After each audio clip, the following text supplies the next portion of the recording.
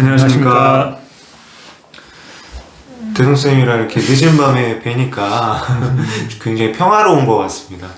저희 곁으로 불쑥 찾아온 불청객 코로나19 지금 어느 정도 시간이 됐나요? 거의 뭐 1년 반 정도 된 것 같습니다. 1년 반. 그 코로나19가 1년 반 동안 우리 학교를 많이 바꿨죠? 어떻게 바꿨나요? 우선은 뭐 생소했던 그 원격 수업이 이게 이제 많이 시작이 됐고요. 그리고 이런 방역 같은 것들이 강화돼서 아이들이 학교 안에서도 거리두기로 참 애를 먹고 있는 걸 알고 있습니다. 그리고 또 이제 학교에 있는 선생님들도 재택근무를 또 경험하게 되셨어요. 그리고 또 교육청도 과거와는 다른 일하는 방식을 개선했어요. 대면 회의를 지향하고 비대면으로 화상회의를 통해서 이제 일하는 방법들을 바꿔왔는데 굉장히 많은 일들이 있었던 것 같아요. 하루하루가 좀 전쟁터 같다는 느낌도 생각을 했고 A부터 Z까지 저희 일상을 다시 점검할 수 있는 소중한 계기가 되었던 것 같아요. 그렇지만 아쉬움도 굉장히 컸죠. 일단 학생의 입장에서 어땠습니까? 이 코로나19 상황 속에서 가장 핵심은 학교의 소중함을 다시 깨닫는 시간이었고요. 학생 입장에서는 단순히 학교가 지식을 배우는 공간이 아닌 친구들과 추억도 쌓고 상호작용도 하고 사회성도 키우는 여러 가지 이 배움의 진짜 삶의 장이었다는 걸 다시 실감하는 그런 계기가 됐습니다. 그 부분에 대해서 저도 적극 공감해요. 학교라는 곳은 배움을 얻는 공간이라고 생각했는데 사실은 학생들이 생활을 하는 공간, 성장을 하는 공간, 그리고 그 속에서 희노애락이 있는 거예요. 저희도 이제 저희 둘째 딸 같은 경우가 중학교 입학하고 학교를 제대로 학교 생활을 못했어요. 굉장히 아쉬움도 크고 스스로도 스트레스를 많이 받았거든요. 학교라는 곳이 정말 학생들이 있어야지 빛이 나는 공간, 그 행복한 공간이 되거든요.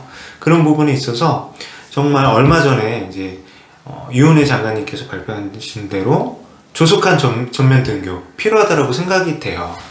그럼에도 염려되는 부분들이 있죠.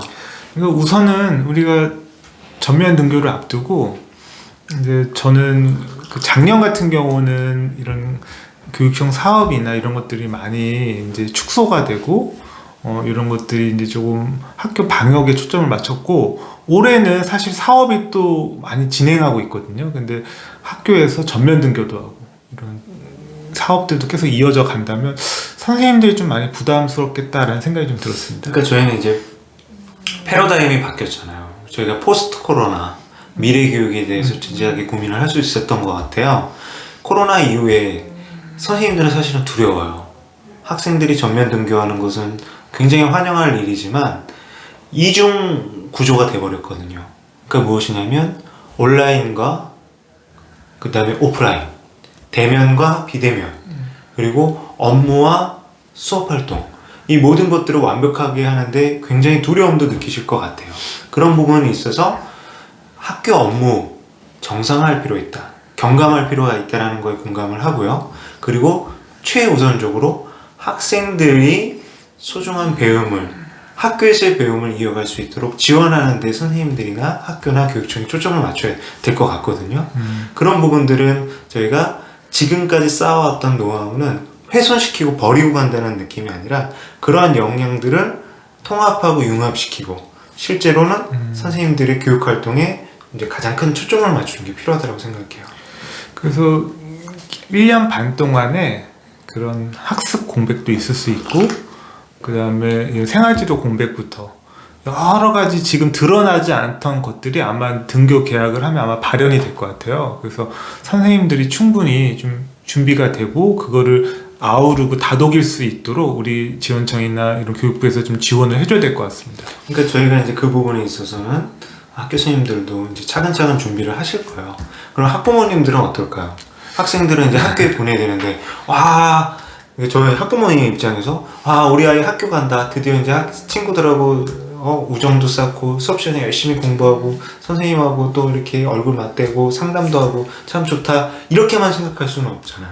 어떤 걱정들이 있어요? 학부모님 입장에서. 저희 큰애도 좀 중학교에 갔지만 실제로 등교를 그렇게 많이 하지 않았거든요. 어떻게 보면은 9월 전면 등교가 어떻게 보면 중학교 입학이라고 생각할 수도 있을 것 같아요.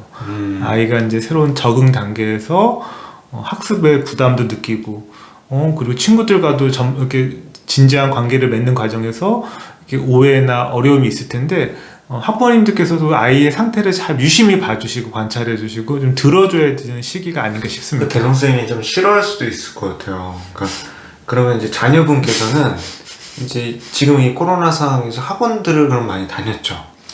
학원 많이 다녔죠. 그러면 이 지식적인 측면, 교과 수업에 관한 건 따라가는데 어려움은 없을 것 같은데요, 그러면? 근데 모르겠어요. 물론 그런 사교육에 의존을 하긴 했지만 그래도 이제 전면 등교라고 하면 아이들이 이제 우선 책상에 앉아 있는 것 자체가 하루 종일 이렇게 앉아 있는 게 사실 이제 1년 반의 공백이 클 것 같아요. 집중력이라든가 이런 것들. 그래서 그런 건 좀 어려워하지 않을까요? 그러니까 저는 이렇게 말씀하실 줄 알았어요. 학원에서 배우는 것과 교실에서 수업에서의 배움은 분명히 차이가 있다. 그리고 이제 그런 것들에 있어서는 생활이라는 측면에서 그리고 수업 속 상호작용이라는 측면에서 이제 아이들에게는 새로운 발을 내딛는 이제 발걸음이라고 생각하거든요. 그런 것들에 있어서 학부모님들께서도 이제 지금부터 이제 전면 등교를 어느 정도는 준비하셔야 될 것 같아요. 가정에서도. 그래서 학생들한테 이제 항상 얘기하는 거지만 개인의 생활, 집에서 이제 뭐 자녀분께서도 굉장히 편한 자세로 편한 복장으로 이제 원격 수업을 받았잖아요. 근데 학교라는 곳에 가게 된다면 조금 더 일찍 일어나야 되고 그 다음에 이제 학교를 가기 위해서 가방도 챙겨야 되고 그리고 이제 수업 속에서 이제 교과 선생님들과 이제 대면 수업을 해야 되잖아요. 그리고 다양한 수업 방식 쪽에 참여를 할 텐데 뭐 원격 수업 상황에서 다양한 학생들이 뭐 토론 활동, 발표 수업 하지만 그게 사실은 잘 이루어지지 못했잖아요. 그렇죠. 그러니까, 완벽하게는. 예, 우선은 근데 이런 코로나 상황 속에서 아이가 이제 이런 기본적인 생활 하루 일과가 보통 집에서만 이루어지다 보니까 되게 좀 많이 누워 있기도 하고 뭐 학습도 이게 그냥 이렇게 자유롭게 했다면 이제 학교에 간다고 하면 이제 그동안 흩어졌던 이런 자세라든가 이런 걸 좀 바로 잡기도 필요할 것 같고요. 그리고 그 다음에 이런 학교 생활보다는 기존의 그 유튜브라든가 온라인에 약간 빠져있던 아이가 특히 게임에 많이 빠져 있었거든요. 근데 그런 것들을 좀 이제는 조금 이제 정리해야 되지 않을까 싶습니다. 그러니까 학교에 정해진 커리큘럼에 의해서. 근데 사실은 원격 수업 상황에서도 굉장히 많은 선생님들이 학생들의 학습 관리나 생활 지도에 노력을 해주세요. 그거는 있지만, 근데 저희도 이제 높아지면서 하는 말씀이시잖아요. 맞습니다. 근데 이제 그런 것들이 궁금한 거예요. 학생들이 이제 등교를 하게 되고 생활을 하게 된다면 이제 3월에 보통 신학기가 돼서 학생들과의 어떤 학급 교육이 오리엔테이션 과정이 3월에 이루어졌는데 이제는 이제 9월 같은 경우가 이제 전면 등교했을 때 학생들이 대면을 하게 되는 상황인 거죠. 기존에 뭐 중학교 같은 경우는 3주 중에 일주일만 등교를 한 거잖아요. 등교 학습을 한 건데 전면적으로 이렇게 학교에 이렇게 등교를 하기 때문에 분명히 좀 다르긴 할 것 같아요. 그래서 지금 이제 현재 이제 3분의 2 등교로 확대가 되고 이제 전면 등교로 이루어지게 될 텐데 이제 저희가 어떤 학생들을 위한 관점에서 교육과정도 어떤 시수 운영이 조금 탄력적으로 이루어져야 될 것 같아요. 그러니까 바로 6교시, 7교시 뭐 이런 식으로 수업을 꽉 찬 수업으로 운영하기보다는 학생들이 그 속에서 그동안 원격 수업 상황에서 이제 이루어졌던 교과 수업 단계에서 학생들과 함께하는 프로젝트 수업이나 토론 활동이나 이런 것들 그리고 학생들이 서로의 관계 맺는 그런 과정들이 필요할 것 같아요. 실제로 중학교, 고등학교 학생들에게 있어서 이제 학습에 있어서 어떤 학습의 흐름은 굉장히 중요하죠. 그렇지만 이제 초등학교에서는 사실은 그런 부분보다는 친구들하고 관계 맺고 선생님들하고 관계 맺는 그런 과정도 이제 더욱 중요하다고 볼 수가 있거든요. 우리 대성쌤 같은 경우는 이제 그런 노하우들이 있으시잖아요. 그러니까 선생님 시절에 이제 학생들하고 관계 맺는 게 굉장히 재능이 있으셨어요. 제가 볼 때는 우리 대성쌤 같은 경우는 약간 남자 선생님이고 그래서 무뚝뚝하고 그러실 것 같은데 이런 학생들하고 관계 맺음을 잘 하시더라고요. 우리 선생님들에게 그러면 학생들한테 먼저 다가가는 방법 어떤 방법이 있을까요? 글쎄요, 여기도 제가 이렇게 전문가는 아니지만 전문가죠. 우선은 학급 세우기를 잘 해야 될 것 같아요. 근데 그 세우기가 근데 교사가 일방적으로 이렇게 지시하거나 이런 규칙을 이렇게 딱 안내하는 게 아니라 아이들과 합의하는 과정이 되게 필요한 것 같아요. 그 합의하는 과정이 되게 좀 힘들 수도 있고 좀 시간이 걸릴 수도 있지만 자리 배치부터 그 다음에 뭐 학생들하고 뭐 어떤 약속 같은 것들 미리 수업 준비하는 것부터 그리고 뭐 여러 가지 학생들 1인 1역 같은 것들을 내 의견이 아이들도 반영이 되면 좀 더 주도적으로 책임감 있게 해왔던 게 저는 지금 기억이 납니다. 근데 그런 과정들을 저희가 그동안에 이제 비대면에서 자연스럽게 이루어졌다는, 그러니까 대면 수업에서 그러니까 코로나 이전에는 자연스럽게 대면 수업 상황에서 이루어졌지만 이제 비대면 상황에서 이제 관계 맺음이 있어요. 사실은 또 우리 중학교 선생님들 같은 경우는 교과목마다 선생님들이 틀리시고 다양한 학생들을 만나기 때문에 학생 개개인과의 만남이 사실은 어색할 수도 있어요. 더군다나 이게 다 이제 학교에서 대면으로 보는 상황도 마스크를 하고 있는 상황이잖아요. 그래서 이제 코로나가 종식된다는 거 굉장히 기대가 되고 또 종식이 안 되더라도 저희가 전면 등교해서 안전한 학교 생활을 지원할 필요가 있다는 건 이제 공감을 하는데 선생님과 학생들의 만남이 최우선이 돼야겠다. 그런 부분에서 이제 교육청 사업도 일시적으로 좀 쉬어야 되는 거 아닙니까? 우선은 올해 선생님들이 많이 토로하셨던 게 작년에는 방역을 하지만 그래도 교육청 사업이 어느 정도 축소가 돼서 부담이 좀 그나마 적었는데 올해는 뭐 교육청 사업 다 그대로고 거기다 방역까지 또 하고 있고 원격 수업도 하고 있고 게다가 이제 이런 전면 등교가 되면 아이들은 백신을 맞을 수가 없잖아요. 그럼 방역의 그런 중요성은 그대로 갈 텐데 물론 선생님들은 이렇게 백신을 맞는다 하더라도 선생님들의 그 긴장도나 스트레스는 상당히 높을 것 같습니다. 그래서 예를 들면 그 행정 인력이라든가 그런 걸 좀 지원해 줄 필요가 있고요. 그리고 업무도 좀 간소화하고 통폐합해서 선생님들이 혜선 선생님 말씀하신 학생들과의 만남에 초점을 좀 맞출 수 있었으면 그런 좋겠습니다. 부분에 있어서 이제 교육청 사업들이 이제 조금 더 심플하게 구상을, 그저 아까 쉰다는 표현을 했는데 제가 좀 반성을 하겠습니다. 좀 심플하게 기획이 될 필요가 있을 것 같아요. 직관적으로 어떤 공모 사업이나 학교 지원 사업들을 이제 저희가 하나의 이제 디지털 메뉴판화, 그러니까 저희 이제 제가 지금 근무하고 있는 팀에 이제 선임 장하사님께서 디지털 메뉴판이라는 걸 만드셨거든요. 그 에듀테크 컨텐츠를 학교에서 그 디지털 메뉴판에서 메뉴 고르듯이 이제 편리하게 고르고 그걸 매칭해주는 서비스세요. 그 정책 사업 같은 경우도 그렇게 학교에서 이제 그 정책 사업들을 쉽게 이해하고 선택하고 그리고 그거를 갖고 자율적으로 운영하실 수 있는 시스템이 필요하다고 생각해요.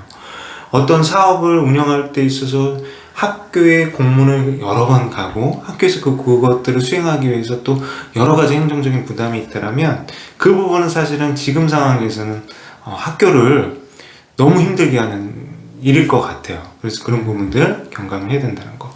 저희가 지금까지 이제 학생, 학부모, 교사, 교육청 차원에서 얘기를 다뤄봤어요.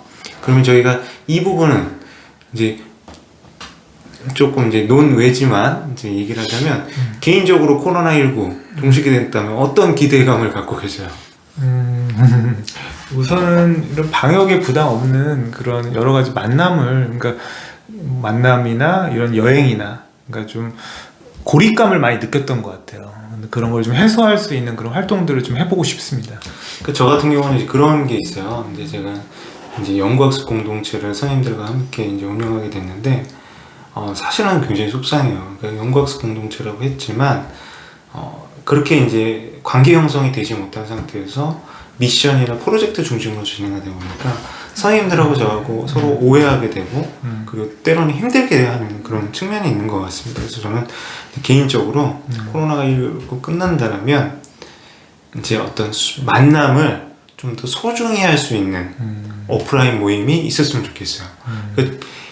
예전에 제가 코로나 이전엔 사실은 그런 생각도 많이 했거든요.